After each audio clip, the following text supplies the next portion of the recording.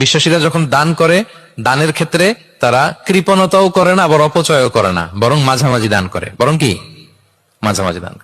রাসূলুল্লাহ সাল্লাল্লাহু আলাইহি ওয়াসাল্লামের একটা অভ্যেস ছিল, তার কাছে কেউ কিছু চাইলে উনি না বলতে পারতেন না। কি বলতে পারতেন না? সবাই বলুন। রাসূলুল্লাহ সাল্লাল্লাহু আলাইহি ওয়াসাল্লাম কি বলতে পারতেন না? না। কেউ কিছু চাইবে আর উনি না বলবেন, এই না ওনার ডিকশনারিতে নাই, না বলতে জানতেন না। তো একবার রাসূল সাল্লাল্লাহু আলাইহি ওয়াসাল্লামের মাত্র একটা মাত্র জামা, কয়টা জামা? একটা। তো এক ফরিয়া দিয়ে এসে রাসূল সাল্লাল্লাহু আলাইহি ওয়াসাল্লামকে বললেন, ইয়া রাসূলুল্লাহ, আমাকে একটা জামা দিন, আমি বস্ত্রহীন। তো রহমতের নবী কি আর করবেন, যেহেতু না বলতে জানেন না, কাউকে ফিরিয়ে দিতে জানেন না, নিজের জামাটাই খুলে দিয়ে দিলেন। সুবহানাল্লাহ। এখন ওনার গায়ে তো জামা নাই, আছে? উনি জামাহীন অবস্থায় ঘরে বসে আছেন। আল্লাহ তাআলা আয়াত নাযিল করলেন, ওয়াল্লাযীনা ইযা আনফাকু লাম ইউসরিফু ওয়া লাম ইয়াকতুরু ওয়া কানা বাইনা যালিকা কাওয়ামা। বিশ্বাসীরা যখন দান করে